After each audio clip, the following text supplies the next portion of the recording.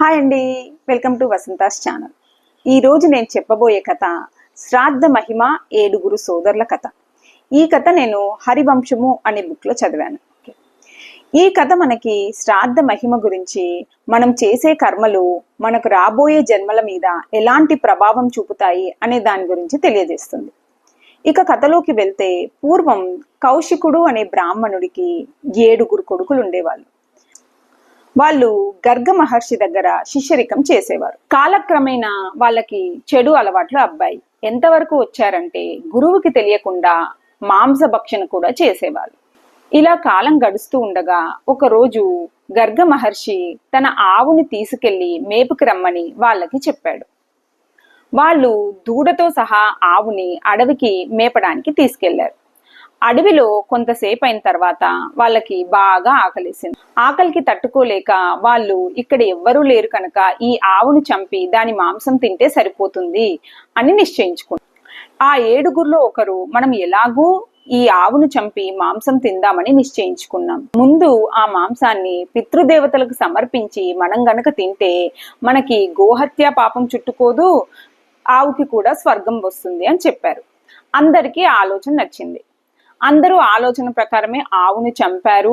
ఆ మాంసాన్ని పితృదేవతలకు అర్పించి దాన్ని తిన్నారు. దూడను తీసుకెళ్లి గురువు దగ్గరికి వెళ్ళారు. గురువు దగ్గర ఆవుని పులి చంపేసిందని, మేము ఎంతో కష్టపడి ఈ దూడను కాపాడగలిగాము అని ఏడుస్తూ చెప్పారు. పాపం అమాయకమైన గర్గ మహర్షి నమ్మేశాడు. కాలక్రమేణా కొన్ని రోజుల తర్వాత ఆ 7గురు ఒకరి తర్వాత ఒకరు క్రమంగా మరణించారు. ఆ పాపం వల్ల వాళ్ళు అనేక జన్మలు ఎత్తాల్సి వచ్చింది. కానీ శ్రాద్ధం పెట్టిన పుణ్యం వల్ల వాళ్ళకి అన్ని జన్మల్లోనూ పూర్వజన్మ స్మృతి, అంటే గత జన్మ గుర్తుండడం అనేది లభించింది. తర్వాతి జన్మలో వాళ్ళు దశార్ణ దేశంలో బోయవాళ్ళలాగా పుట్టారు. పూర్వజన్మ స్మృతి ఉండడం వల్ల బోయవాళ్ళుగా పుట్టినప్పటికీ ఆహారానికి కావలసినంత మాత్రమే వేటాడి దైవ చింతనతో తనువు చాలించారు.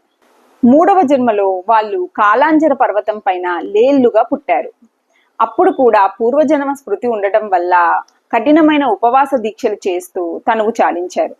ఇక 4వ జన్మలో శరద్వీపం పైన చక్రవాక పక్షుల్లాగా జన్మించారు. అక్కడ కూడా బ్రహ్మచర్యం పాటిస్తూ దైవ చింతనతో తనువు చాలించారు. ఇక 5వ జన్మలో వాళ్ళు మానస సరోవరంలో హంసలుగా పుట్టారు.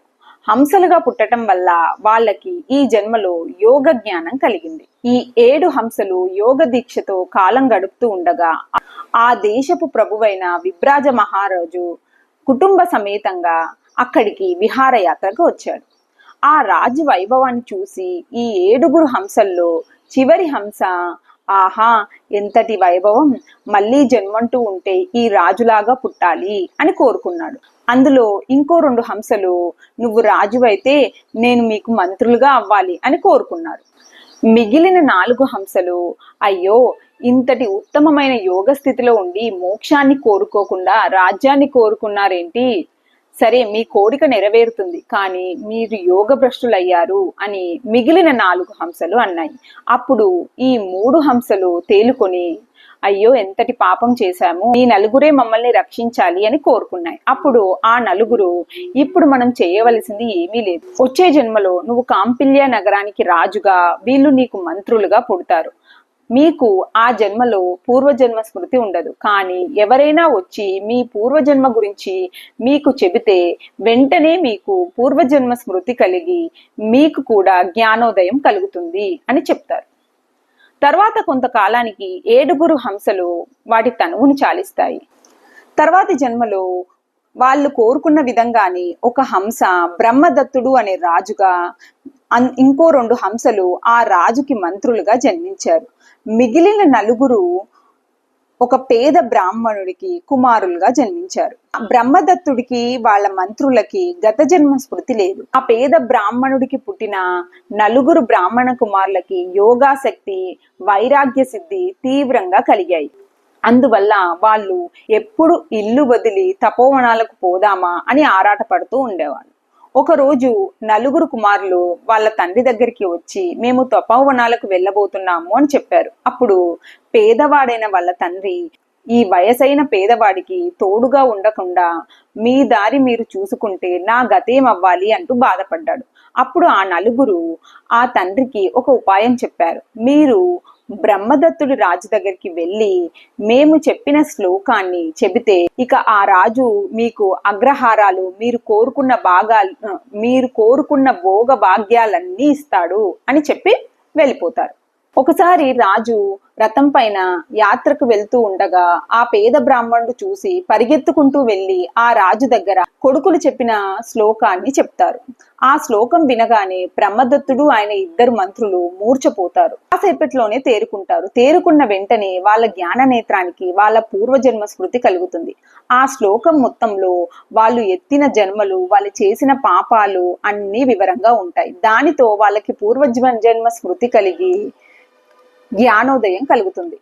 బ్రహ్మదత్తుడు ఆ పేద బ్రాహ్మణుడు కోరుకున్న భోగభాగ్యాలన్నీ ఇస్తాడు. తర్వాత మంత్రులతో కలిసి తపోవనాలకి వెళ్ళిపోతాడు. కాలక్రమేణా ఈ జన్మలో ఆ 7 మోక్షాన్ని పొందగలుగుతారు. ఎక్కడి గోహత్య మహాపాతకం, ఎక్కడి మోక్ష ప్రాప్తి.